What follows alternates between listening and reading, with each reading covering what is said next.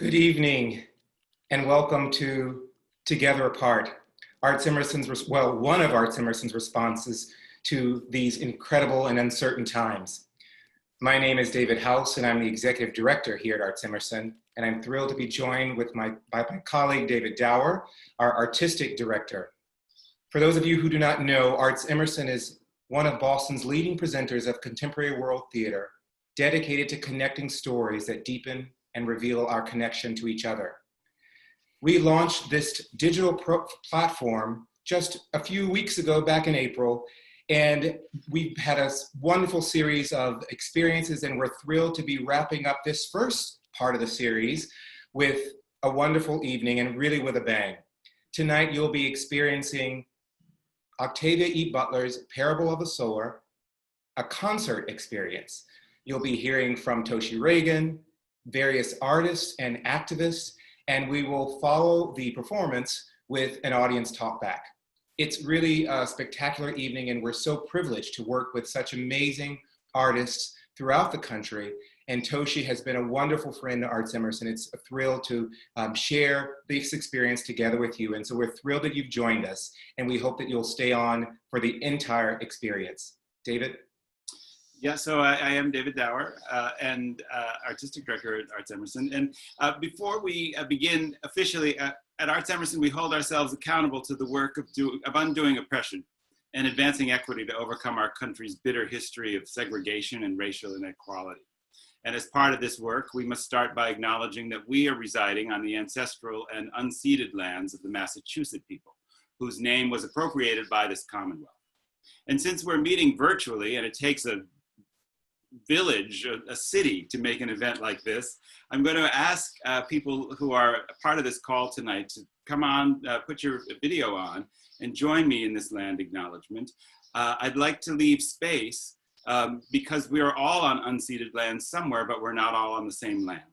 So I'd like to leave space for folks, if you could unmute yourselves and name some of those other peoples now. Johnny. Winnebago, Fox, Suk. Neponset. Potawatomi. Mother Earth. Mother Earth. Tanya. Mother. Thank you. We pay respect to the traditional custodians of the lands on which we're meeting and their elders, past, present, and future. We acknowledge the truth of violence perpetrated in the name of this country, and we make a commitment to uncovering that truth through dialogue, partnerships, and learning. This is one of those dialogue nights. And I'm so proud to be joined by my friend Toshi and Toshi's friends and my friends, Shanta and Meiyin. The event tonight is going to unfold in three parts. We're going to talk for about a half an hour together with Toshi, Shanta, and Meiyin about the history of producing this event. You know, events of scale are challenging, and events of scale that move around the world in the way that this piece both needs to and has been doing are even more so. And so we're going to hear a little bit about the challenges of producing something on this scale. And then this is also the night that we're kicking off the Parable Path Boston residency that Toshi will be involved with ArtsEmerson on through December of 2021. Tonight's its kickoff. And we're going to meet some of the Parable Path partners that Toshi's already working with here in Boston in the second part of this pre-show conversation. So if I could, I would love to see Toshi and Shanta and Meiyin with me now. And I would also like to welcome Daisy, who is our ASL interpreter for this evening. And she'll be joined at a certain point by another colleague, Vanya. Well, hello. Hello. Hello, everybody. Hello. What an exciting, exciting night. So this is the final night of the US streams. This is the third, right, Toshi? This is the fourth. The fourth in the US. Yeah. Okay. And this is how many years of work on this whole show? Me and my mother started working on it in 1998. Yeah. And Shanta, when did you come into the project? I came into the project, we were just trying to get our stories straight, but I think around 2014 was when we first heard snippets of it live for the first time. Yeah, and Shanta is a producer at the Public Theater and also an artistic advisor to Parable since that time, right? You've been with the project since 2014 now. Oh yeah, Yeah. for life. And Meiyin Wang also joining us. Meiyin, you were at the Public at that time in the Under the Radar Festival, the Devised Theater Initiative, yes? Yes. And so you picked up when in the creative producer role on this? I picked up as the creative producer role in 2016. So to just go back a little bit, in 2014, Shanta, when she was at Joe's Pub, and me when I was at Under the Radar, invited Toshi to do a concert of her theatrical work. And that's when we first heard snippets of Parable. And that's sort of where my journey and Shanta's journey began with the piece. And we did a concert of all of the songs in 2015 as Under the Radar. And in 2016, when I left New York and Under the Radar and the Public Theater, I joined up with Toshi for the project. And I saw that 2015 presentation at Under the Radar. That's where I first saw this work. And so there you are. And Toshi, I just have to say, it's very striking to me, the power, just the kick-ass women you have around this project, including yourself. Wow. So let's talk a little bit about what it's taken for you to put this, get this show this far. Well, I really have to say, like, Shanta and Meiyin deserve a lot of the credit. Like, I've been holding this piece. My mom and I have been holding this piece. We almost got it off the ground in 2008 at New York City Opera, and New York City Opera, fell apart. The great Gerard Mortier was the incoming artistic director, was making these huge, beautiful and necessary changes, but things didn't work out. And then we found out in the New York Times that it was over. And my mom retired actually in 2014, and she just kind of pat me on the back and was like, good luck, kid, see what you can do. But it really was the Under the Radar concert. I had never been asked to actually sing, play all the music that I have written for, other operas or productions. And so it was really great, to see that Meiyin and Shanta had been noticing my work. I've just accumulated these projects over the years, and I'm one of those artists that's just kind of not known for one thing. I'm and then some things I do, I'm not known for at all. So to have Shanta and Meiyin really be well, what would it be like if you just did songs from all of the places? And then I was like, how am I going to leave Parable out, which I didn't have any rights to at that time. So I just stuck 3 songs at the end and didn't promote Parable and say anything. And then, they heard those songs. They know both, Shanta in particular knows my work very well, very well. And Meiyin, I think, knows my work pretty good. And they heard, both of them heard those 3 songs and kind of were like, what is that? And so they're the only people that really were like, what is that? What is that? And then they went and read the book, and then they called me in, and we had a meeting, and then they were like, go get the rights. And I can't remember which one of you, they wrote the letter for me because I was like, I don't know what to say. And then we wrote this nice letter, and then Marilee, who represents Octavia Butler, was really generous and very happy to support this happening. And at the time, there wasn't anything of her work being presented in any other medium. Yeah. So we were the first. We were the first. I love what you were saying earlier, David, around this, how hard it is to produce a work of scale and what that's like. And the thing about Parable is it really has been all the scales, and it can be all the scales. It really is. It fits whatever container it's in a way, and expands. And it fills whatever container it's in. It overflows that container. And I think that's been the kind of beautiful organic journey of Parable, is that every time we come to it again, it expands us, it expands the place that it's in, Yeah. And it continues to grow. So it has really felt like it's always being made for exactly the time and the space. The book itself is so forceful in that way. And Toshi, of course, you know, these started out as an extension of her birthday concerts, and really thinking about how do we get Toshi In Joe's Pub. in Joe's Pub. Yeah, her annual incredible mind melding birthday concerts referenced in Parable, the opera. But it feels like, you know, it was like, how do we get these birthday concerts to, you know, it was a big birthday, I think, and we were trying to figure out how to celebrate appropriately. So this inclusion in Under the Radar was a way to do that. And then from that point on, it just continued to grow. Yeah, I have a question back about those 3 songs. And before I do that, I just want to make sure that I don't forget to say thank you to the Octavia Butler estate, because it's through the grace of the estate that we're actually able even to do any of these events, and that Toshi's been able to air this concert, and also will, again, one more time air it in Singapore, I believe. Right? Yes. So thank you for your support there. But so the 3 songs, we know it's been a long developmental journey. And Meiyin, are the songs still in the show? You know what? I don't remember which songs they are. Which songs are they? Well, I think we definitely did Dying World Blues. Dying World Blues, yes. Yeah, and that's still in the show. Yeah. Dower. We did Yeah, Sower, and that's still in the show. And maybe we did, I think we kept them rocking. I mean, we might have done God Has Changed. You know, like I think I picked like the three Right, the rock big songs. numbers, Rockers. you know. Just so when you're watching it tonight, you have in mind, like the kernel of this show is found in those 3 songs. And when they come along, you'll see why it was that both Shanta and Meiyin recognized what Toshi was up to. Because it's a challenge. Sorry, I'm just going to Go ahead. talk right over you, Toshi. Go ahead.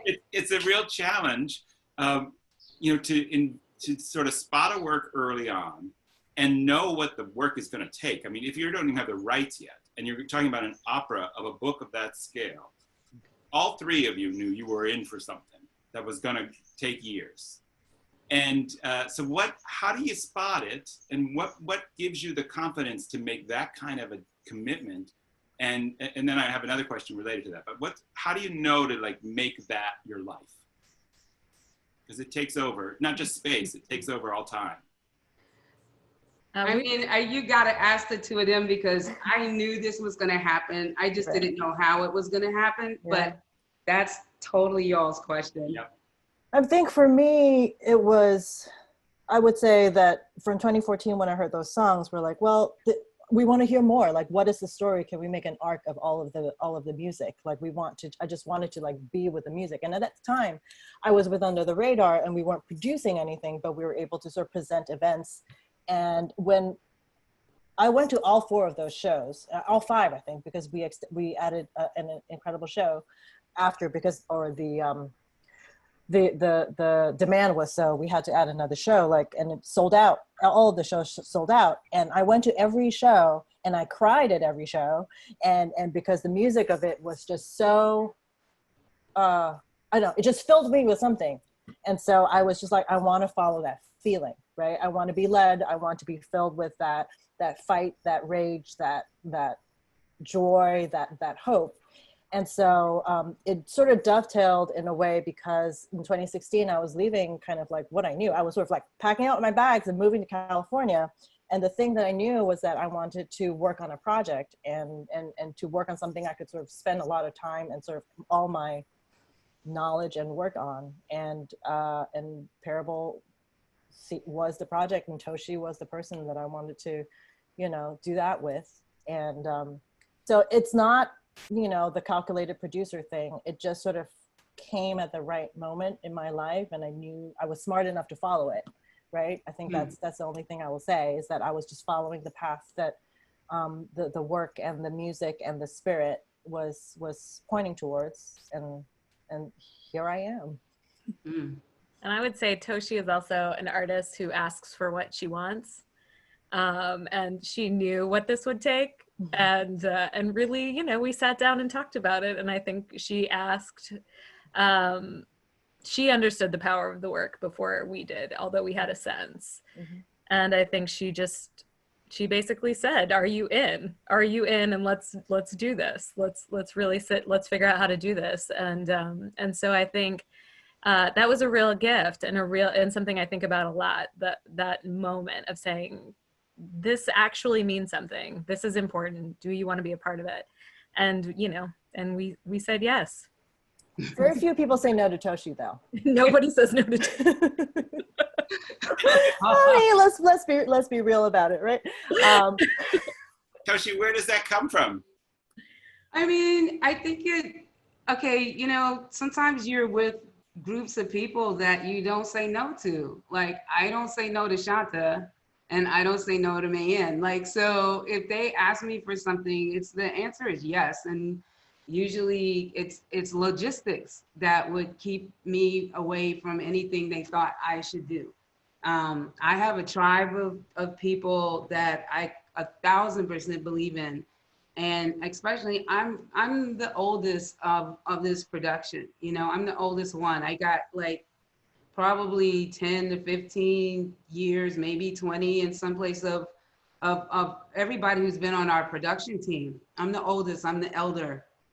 I take my responsibility so seriously, like you don't even understand. And theater really, really needs Shanta and Meiyin and, our director, Eric Ting, and this generation of, directors, producers, technicians that are coming to work with like beautiful, fresh eyes and who are like risk takers. And they don't need like to know every single thing about a production. And even in some of the ways that ArtsEmerson works in terms of how they will produce things and like not have all the answers, but have such a strong connection to the community, they feel secure.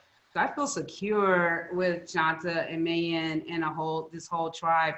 And I also think like, everybody talks about how, theater is changing, like it can't still be attached to this, like, I don't know when it started, 1920s on up mode of productions. Like a lot of people like me have a lot to say that needs to be said, needs to be heard, needs to be gathered, needs to be cultivated.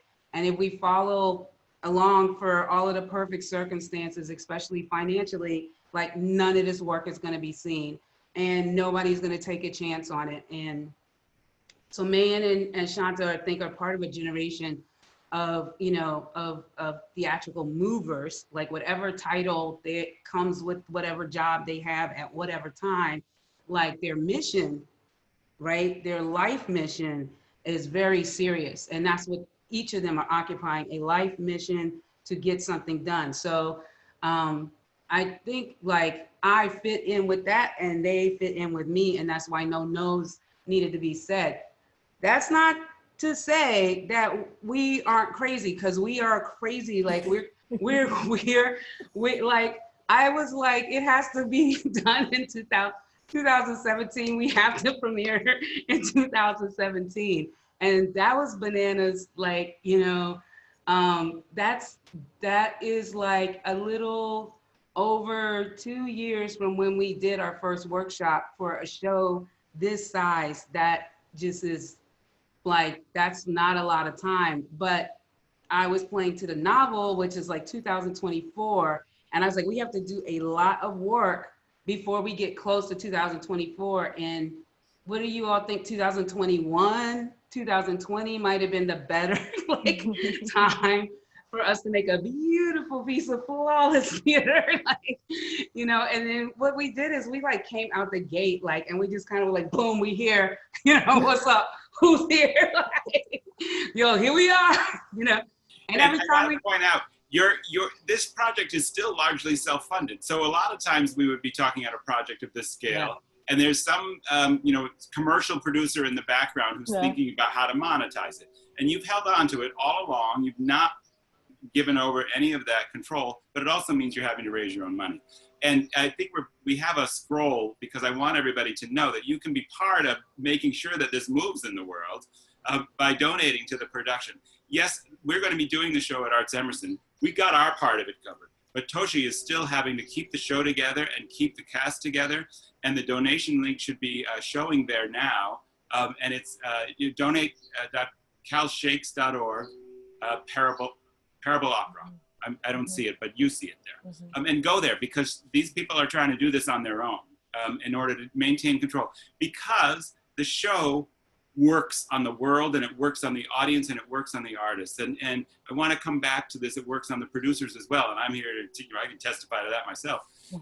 But all that you touch, you change. All that you change changes you. The only truth is change. God has changed. How has it changed you, Shanta? How's it changed you, Meiyin?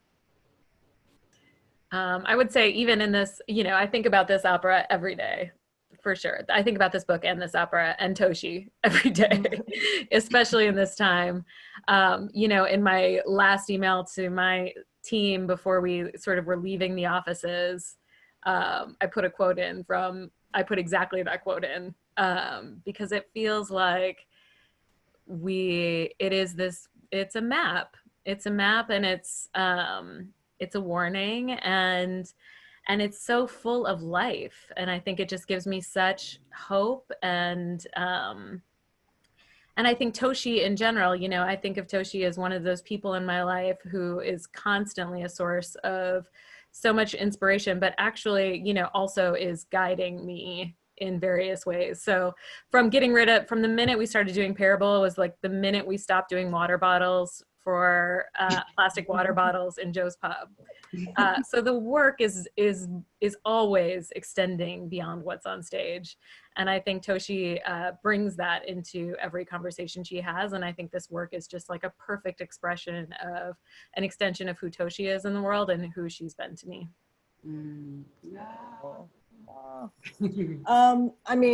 Sort of personally, it's interesting. I'm just thinking back in 2015 when we did the concerts, I was pregnant. And for most of the workshops, I think all of the workshops through the premiere, like I because Eric is my husband and he's the director, is like we had our kid sort of like come through to all of the shows, right? Through all of the shows, through to Singapore. And so the crazy thing is that my world has completely changed in terms of how I think about the future, how I think about art, how I think about sort of like the future, right? And so having Parable as kind of a path and a guide and a map about how I want the world to be and how we should move through the world, that has changed me. I mean, there's lots to be said about like the things that I learned producing Parable and putting Parable in the world. And what I just did learn is that you have to ask for it and you have to believe in it. And I think that the way that Parable has moved through the world and the fact that it has been to 4 continents, it has met so many people, and it can be in any sort of configuration, is because that the message it is giving is so strong, and you just have to be led by it. And it's really, I mean, that's how it's changed me. So I follow it. I want to bring that question to you, Toshi, but I think it's actually part of the answer is our next set of panelists. So Shanta, Meiyin, thank you so much. And thank you for all the work you've done to carry this show. I know how much you've done because we've been badgering both of you at various points about how to present the show and how to develop the show with you. And I know what it means to you, Toshi, to have the support of these women. If you want to, say goodbye, please do. But yeah, I would just want to say again, it wouldn't be possible without the two of them. And Meiyin in particular, if Parable ended up in the theater, it's because of Meiyin.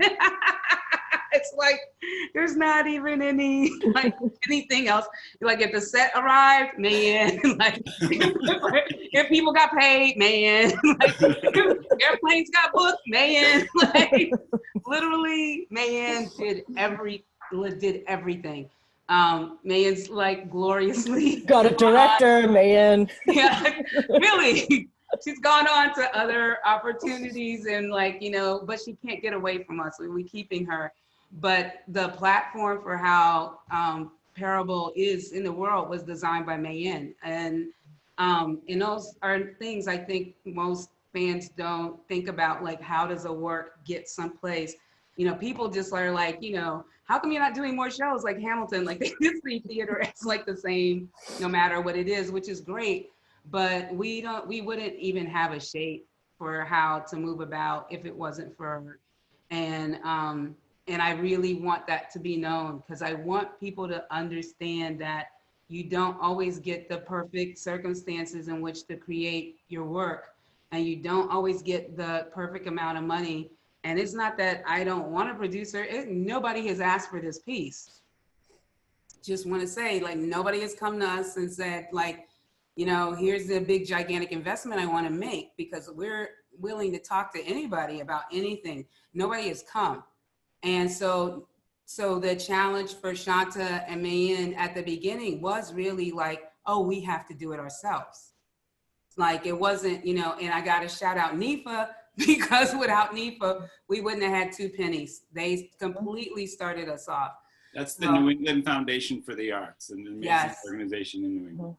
Thank you, thank you, thank you. So I'm so grateful to these 2 women, and I look forward to whatever amazing things we can do together in the future. We're just going to continue. Thank you both for joining us. Thank you. Bye, guys. So my question to you while we transition and bring Tran and Letta and Mariama in. So all that you touch changes you as well. And I have a sense of that this work has changed the way you do your work. Yeah. And part of the evidence of that change is this Parable Path Boston that you're on. Yes. Yes. Yeah. Parable Path Boston is an extension of like the big Parable Path, which is anytime we do this show, like we're not just showing up at a theater and doing the show. I show up as much as I can before the production, and I make a commitment to the people I end up collaborating with to keep showing up and working with them. And the idea is that, in the book and in the story, there's actually a path, and there's a practice around being on that path. And that particular path is very devastating. It's the path people are forced to take. It's not the path they take, because they want to, and everybody's running for their lives the entire time. It's a devastating and horrific condition, and the beginning of like a huge American refugee crisis. And so one of the ways I thought to like actually be like, well, we don't have to do that. Like that could be a story in the book. Like we don't have to become those situations, is to activate a path now, that moves across the communities that do Parable. And just now, I just started to extend it to a community that I don't even know if Parable is gonna be in that community, because the show is like the belly button, but the work that we all, and the living that we all, and the sharing that we all can do together is in the book, The Teaching, the most valuable, a valuable state of being that we can offer to each other and the planet. Yeah. So in Boston, this has really been deeply, deeply, deeply felt, because there are so many people, and I just asked a few to come and share who they are and how they're connecting. Let's do that. Tran, can you introduce yourself and how you're connecting? Sure, I can start. Hi, everyone. I'm Tran. Pronoun is she, her. I'm a local visual artist and organizer based in Dorchester, one of Boston's largest neighborhood. And I got connected to the project. I was invited to be a part of, a local artist, cultural worker, to work alongside with Toshi. And I think just anytime I think an artist come into a community and are willing to meet with local people, I'm just like, yeah, they're definitely dope, and I definitely want to work with them. Because I think it's so important to be connected and grounded, where the work is and all the things that's happening. Yeah, and can you tell us a little bit about the work that you do? Yeah, so my practice, I have a socially engaged practice, and I really, a lot of my work and project is very community based. So I really address issue there, you know, social justice based, inequity, really thinking about memories, resiliency across kind of generation. I identify as Vietnamese American, and my family, we came here as political refugees. So thinking around just even the you know, the possibility of the role of an artist and of a cultural barrier. And I think definitely along the side of, you know, Parable of the Sword, you know, I'm a big fan of Octavia Butler's work in terms of, you know, the possibility of what our present and what that dictates to the future. And especially us living right now in a global pandemic, there's so much parallel that's you know, that's happening, and what that means when, you know, issues of, you know, ignorance, racism, and greed, what that can manifest into. And so thinking about all that in the context of local communities and things that are happening makes it so much more critical and important that we're all in this together. And I love that you made that statement right at the top, that your art is your social practice. And I think that is so integrated with your vision of the world, Toshi, and how, I mean, one of the things I want you all to, who are listening, to really listen to this notion, the difference between, you know, surviving this and thriving in the future. And Toshi's all about thriving. And we're not here for the apocalypse, is what she said in the past. There's plenty of people who are. That's not what she's here for. And we're gonna not just survive the future, we're gonna thrive in the future. And we don't have to go the direction the book points to. It's pointing us what happens if we go that way, if we continue down this path, right? And the Parable path points at other places. Letta, can you introduce yourself and a bit about your work as well, and how you got to this project? Good evening, family. How are you? My name is Letta, and I'm an earthling and a wildcrafter and a green witch and an activist and an artist and a human and a mother and all of those things. And I just believe, for me, in the interconnectedness of both the struggle and the healing, right? What appeals to me about Parable and about Toshi's work and the community, Toshi in community with everyone else's work, right, is that we have a lot of work to do, and none of us can be stuck in any type of egocentric idea of what the world has told us what an artist is, like fighting for things to make our place or make our face in the world, when we have work to do, right? Like the work of an artist is really always, for me, about the healing. Which is, you know, I hear we're not here for the apocalypse, and we're not, but apocalypse means that things shall be revealed, right? Mm-hmm. Things are going to be revealed, and we have some work to do one, the revealing, the unveiling of it, right? And then to get back, to do two things, to get back to what is ancient and to explore what is not ancient that emerges from us now and the ancient together. Right. Yeah. Beautiful. Beautiful. And you just beautifully set up our third guest, the Reverend Mariama White-Hammond. Can you introduce yourself and a little bit about your own work and how you got to this? Oh, there you go. Mm-hmm. So first, I want to just say I'm really thankful to be here. I actually got dressed today, not Zoom dressed, like full dress. I even have shoes on, y'all. Like, not wear, like, let me put on a top. Let me put on a top and then just wear some like yoga pants or sweatpants since they can't see it. I actually combed my hair, not just brushed it back so it looks presentable, like actually combed through that inner nap that needs to get dealt with. So I'm glad to be here. I feel y'all's presence. Y'all have motivated me. That with the sun, the beautiful sun. So I just want to honor today, because in this pandemic, we have some good days and we have some bad days. Today is a good day, and I'm naming it so I remember when the next more challenging day presents itself. So I'm Reverend Mariama White-Hammond, and they asked me to say, who am I? I was like, oh my gosh, I don't know. That's like a deep existential question. And the two things I came up with is that I think if I name who I've always been, what's at the heart is I'm a discontent and I'm a dreamer. Mm-hmm. I think ever since I was a little girl, I've always felt like we're settling for a world when we can do better.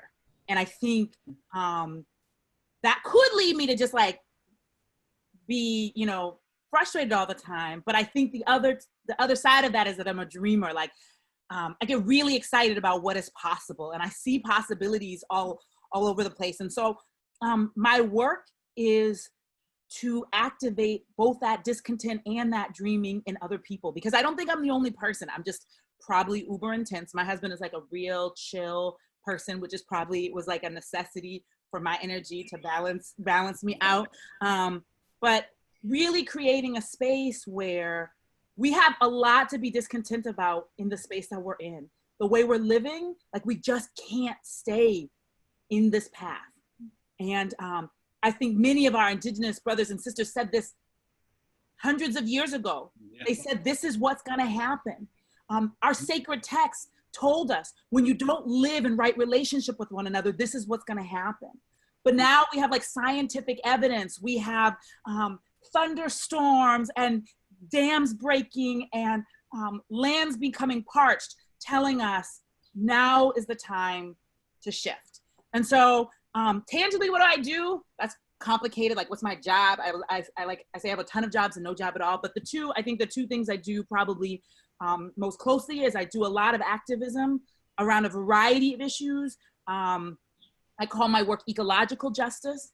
Ecology is the system of relationships between all of the things that inhabit this planet, and we got a problem in our relationships. I work a lot on the relationship between us and the rest of the species, but we see those things reflected when we can't even get it together within our own species. Mm-hmm. Skin's a little different, your hair's a little different in texture, your eyes look a little different, and now we got some reason to have drama with each other, even though, I don't know any other animal that behaves that way. Like, oh, you got 5 extra spots. I can't do you, right? So we have a lot of work to do. And so I do that around policy and ecological justice policy, and why don't we have solar panels in communities of color and EJ communities. 2, I'm also the pastor of a church, New Roots. We are multiracial, LGBT affirming, multi-class community. We are like not even 2 years old. We literally say we're trying to reimagine what church can be. And it wasn't until I actually went to the ArtsEmerson meeting where somebody was like, let's do a synopsis. And they were like, tell us about Lauren. And they were like, she's the daughter of a pastor. Both my parents are pastors who starts a new faith community. I had literally just started a faith community. She's like a Black woman. And I was like, oh, maybe I have some deep resonance with Parable because we got a few things in common. So it's been really great to be working on this. It was crazy because our congregation was in the middle of a sermon series called Packing Our Go Bag. And we were looking at how do we recognize when we're in unhealthy communities and places and spaces where God wants us to go somewhere different and better. And how do we pack that go bag willingly? Like, how about we not wait for the world to collapse? How about we strike out? And we were talking about it, and we were looking at, how do you navigate with a map, which was fascinating because most of our kids had never seen a map. They were like, Google. And I was like, yes, but if the cell phone towers are down, Google won't work. Let's look at this map. Like, they were like, wow, they've never actually seen a non-digital, map before. But, so I'm really thankful to be in this conversation. I think this is the most exciting moment to be alive because we have not just the opportunity, but the imperative to reimagine who we can be together and what world we can create. And so even in this COVID moment, yes, there are tough times. I've had friends in the hospital. It's been, they're suffering. And I'm, delivering groceries and cooking, and people are really struggling. But I also think the fallacy of the security of the world we've created that isn't so secure is falling away in some ways and allowing us to really embrace the possibility of creating something new, something better, something really worth fighting for, something really worth building for, something really worth loving at a very deep level. So. Yeah. I can't wait to come to your church. Can't wait to have you. Yeah. So Toshi, this is 3 incredible people in your path, and there's like 30 already in this. Yeah, I mean, it's really more than that because, you know, and they're not like, I want to make it really clear. It's not my path. Like I call it a pathway because it's related to the book, but it's also just a great way to talk about transportation. But I'm not telling anybody anything what to do. Like, these are all people who are fully realized and have, you know, and have their own communities, their own work that they're doing. And I'm asking for us to be collaborative. And and by connecting with these people, they are going to change the show that's going to arrive wherever it arrives, when it arrives in Boston. It always gets changed by the community. They always gets influenced by the community. And not only that, but other work gets done. So this particular group has already like made suggestions about like things that could happen in relationship to the work. And there are things I never would have thought of, like, and those things are going to happen. So that, you know, the point is that, you know, Octavia Butler's book everybody's hands is on this book. You know, it's not my hands on it. And then y'all look, everybody's hands on this book. Lots of people have been working with Octavia's work. Lots of people read her work. Lots of people have, you know, I mean, Parable is just like a Bible to me. Like, it's just a book that's really rooted for me. And so when you call this meeting, it's like, you don't have to tell anybody anything. They already arrive with they're already like ready to go. Like, oh, thanks for calling us because we have an idea this can work. Thank you for this company. And also people end up being a part of it, don't know the work, don't know Octavia Butler, don't know the book, but the sensibility and the energy that happens in coalition, they do know. And so that also starts to be a transformational process. So yeah, that, you know, this is getting to work with people who choose you, because I literally sit in the meeting and say, who wants to work with Toshi? I'm not asking you to work with a production. I'm not asking you to work with producers. I'm not asking you to work with even ArtsEmerson. I'm asking people to work with me. And if they're interested in that, and I'm amazed every time when these people show up and say, oh, I'd love to. This is literally the greatest gift other than my family of my life, is to be able to walk in rooms and ask if anyone wants to work with me. And at least one person always does, but often it's many, many more. Mm-hmm. Well, Mariama, you may remember this, but when I first got to Boston, I was trying to do this thing where in many ways it was a similar thing. People used to say here to me when I first got here, well, you know, here's the thing about Boston. Boston, really, it should be one Boston, but actually it's two. And they would always say it's, you know, because it's segregated by race, or because, you know, neighborhoods in downtown, or whatever thing they wanted to say about two-ness. It was always, well, it's two. And I never had heard that before, where people were just willing to allow something to be broken like that. Like, why aren't we working on that? And so I tried to do this one Boston thing, which was before Marty Walsh had named a day for that. And I was doing exactly that, Toshi. I was just like, hey, ArtsEmerson has all these things. Does anyone want to use them? Does anyone want to work with them? And the circle of people that I had pulled into the room that day, they were all looking at me like I had 9 heads, except for Mariama. And Mariama was like, yes, I want to use that. I would like to use that. I could talk about that. And so it was no surprise that you show up on this table also ready to go, knowing what to do with the invitation.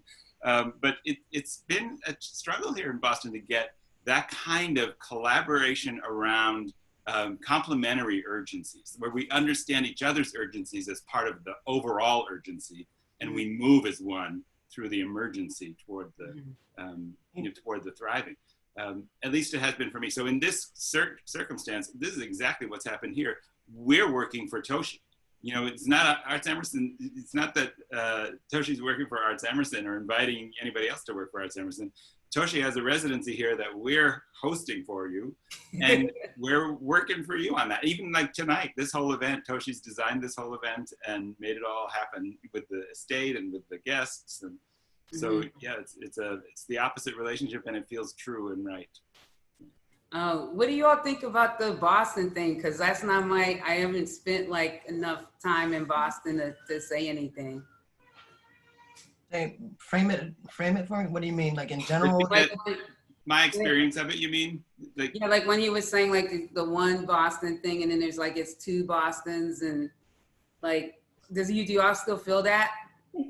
Are we getting it's very real. People say there's something in our water, you know,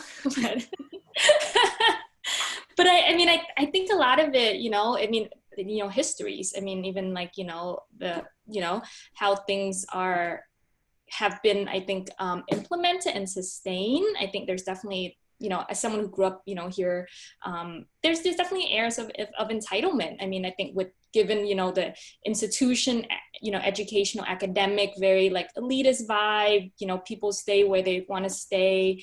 And when I leave Boston, it's like, I feel such a big, you know, change from it. And when I come back here, it's almost like, and I get so, sometimes scary, it's so normalized. I'm like, no, this is not how it is in different regions, different parts of the world even, but there is something about the energy that's here and that, you know, is very much, you know, still there. I feel like it's kind of like homophobia, right? Like there's this idea that Black people are more homophobic than white people. But really, we're differently, as a community, we're differently homophobic. We have different power structures in place, right? So I feel like, I'm from Indiana originally, and I feel like there are systems of oppression that are strategic and viral everywhere that support illness and ills, right? That are like embedded, right? And how it looks in Indiana and how it looks in Boston are different. Where I feel it in my chakras is different, right? But I still feel it.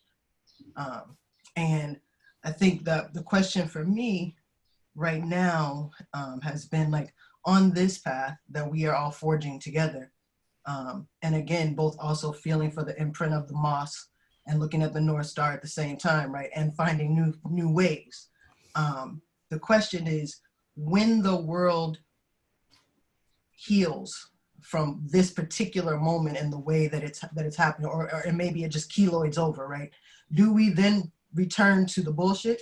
Excuse me, because, you know, like we have a choice now, like, because this emergency is calling the people who didn't necessarily ever see something other, right? Who didn't necessarily know that things were jacked up, right? Who didn't know that like you could actually go to school, that you could get hotspots for kids, you know, like some kids, or that you could get some health care for free, that didn't know that these things were like necessary and possible. When there are plenty of us that have always been living in perilous conditions and making jazz, right? So the question remains, like, when we get 45 out and some other people leave or whatever, like when stuff gets, I don't know exactly what I'm trying to say, but at some point this path becomes a crossroads, right? Like we know we're supposed to be on this path now, and more people than used to know, right? But when the gifts of the state come back and that little $1,200 check, you know, he's waving it and talking about, can you vote for me? Like, what do we do then? Right? Can we still say hi to our neighbors? Can we still like deliver groceries? Can we still like grow organic food? Like, can we talk to each other? Can we learn another, you know, all those different types? Can we still be real and authentic when the world doesn't say we have to anymore? I think it connects back to what David said about not just surviving, but thriving.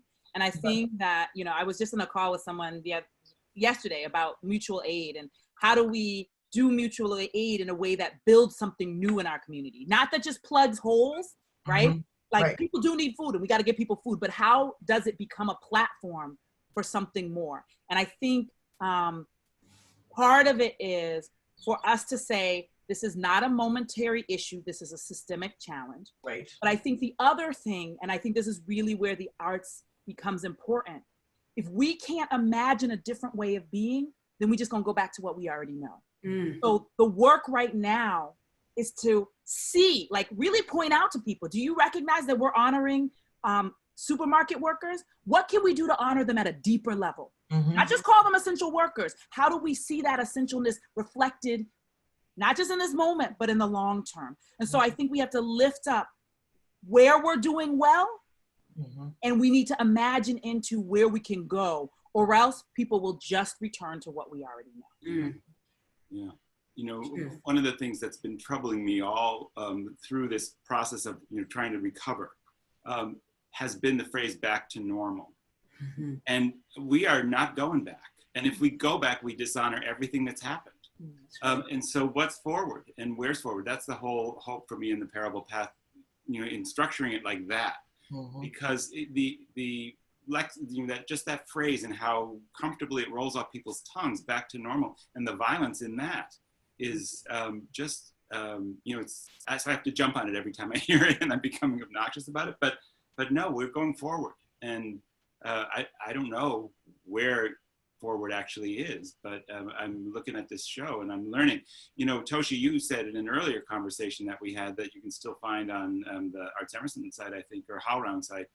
You were talking about teachers and what we've learned about teachers in this moment. And we've learned it kind of in the opposite direction, in that the absence of teachers, and all of a sudden the whole world falls apart. Like, how did anything ever happen? And so we were using them to park our kids, but not respecting what they were doing for us or for our kids in any meaningful way, that we paid them, well, and we made sure that they had the conditions.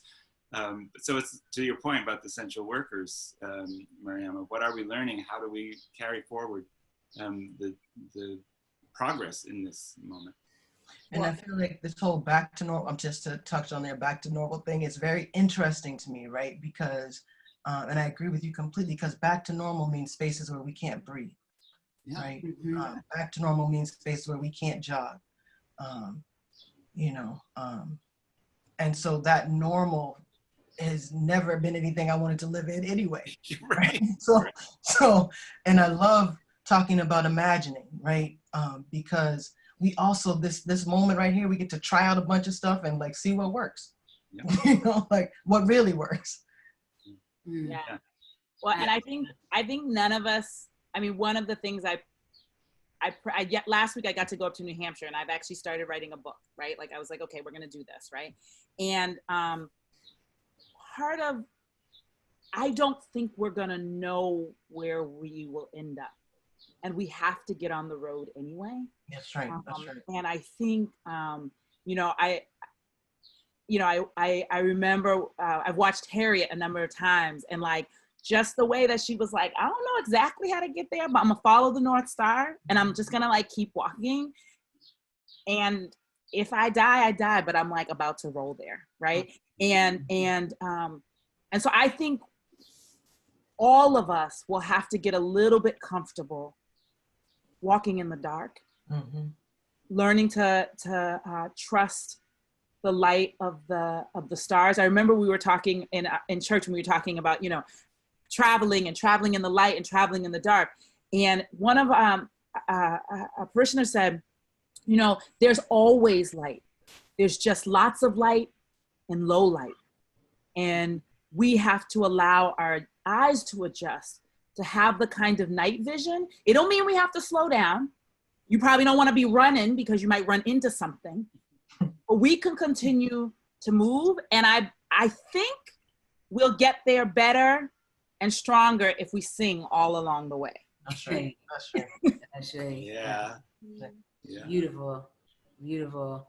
I hope people really realize, by the kind of demands that are being made on humans in America, I hope people realize how powerful and necessary they are. And that this is a great opportunity to flip some tables over, that like the call, because we kind of were like this big they that is in charge, and this big they that controls everything, and this big they, and the like really horrible guidance of this current administration, but it is the I's and the we's that really have a big say energetically. We don't have to wait for somebody to tell us like, okay, be nice to essential workers, be nice to, like, now we get it, right? Like the teachers should not have to work so hard when they strike. because they're being treated unfairly, like we all now know, right? Let's all go out and be with them. So this strike can end shorter, can be shorter, and we can go do, and they can get what they want. When there is this kind of permission to shoot children in school, why we now know, like, it's just going to continue unless we all show up and just sit at the school and not let the school open until something happens. There is so much reaching for us to plug into the usual, holes and do what we usually want to do. And they're reaching without love and consideration, and without, even offering the basics of safety, without imagination, without innovation. Ain't nobody getting paid no more than what they have. And this is a great time to really understand your real relationship and how magnificent and powerful en masse we all are. And some of these places we can now hit. Some of these places we can now hit. And some of these offers we can now refuse. And we can ask the questions. Well, I'm really not going back without something that's going to keep me from getting sick. And we also can design what those systems are that will keep us from making each other sick. I mean, we kind of can't wait for a government that's actually playing a game of like, well, let's hold back everything we know and let some people die, and then that's going to be better in the long run. So we cannot allow that to happen. And we have the knowledge, and we have information, and we have resources. And those resources that the government is running on and doing these diabolical things, those are our resources. Like, that belongs to us. And so, like, stop thinking that is theirs, it's ours. So to go and get and be a part of all those systems at every level, from the smallest, tiniest to the most gigantic, like, it is ours. It is our responsibility to find our way ourselves in balance with this earth, and to refuse the offering of violence. That's right. As a way to transition to someplace else. It has never worked. It has always just been a stagnant opportunity, and with a lot of sickness and death. So let's refuse that in the biggest way. Yeah. Here.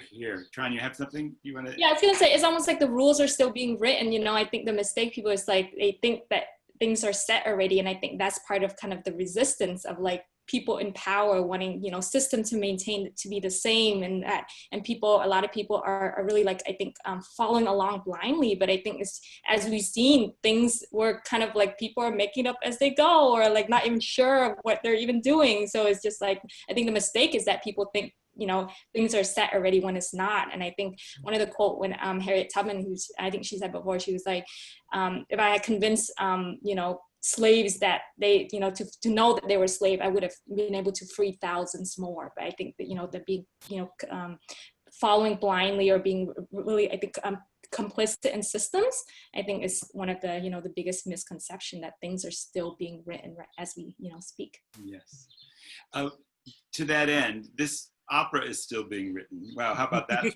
And we're about to watch a concert version. Can you set up what we're about to see as it relates to the whole path of the opera's development? Yes, my pleasure. This is an archival filming of our basically our workshop version, which is a concert where we started to like arc the music. You won't see all of the characters.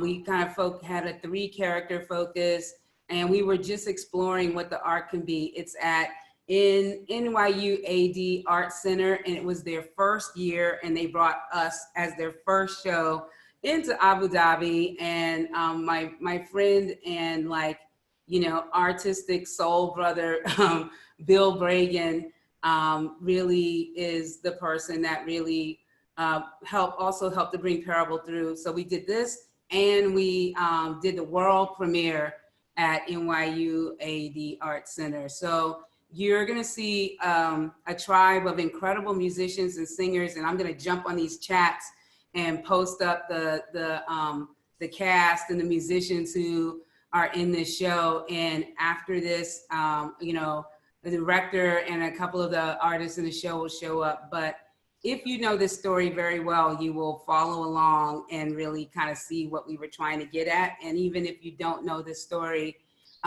you will feel the ritual of the journey, and hopefully something good will happen. And stick around for the conversation afterwards. And then there's all sorts of ways to plug into Toshi's Boston residency for those of you here in Boston at artsemerson.org. You can find all that information. So here we go. We're off to Abu Dhabi, off to Octavia Butler Land. And thank you to Letta and to Tran and to Reverend Mariama. You guys, it's wonderful to be working with you. And thank you for all you do in our city. Thank you. Thank you.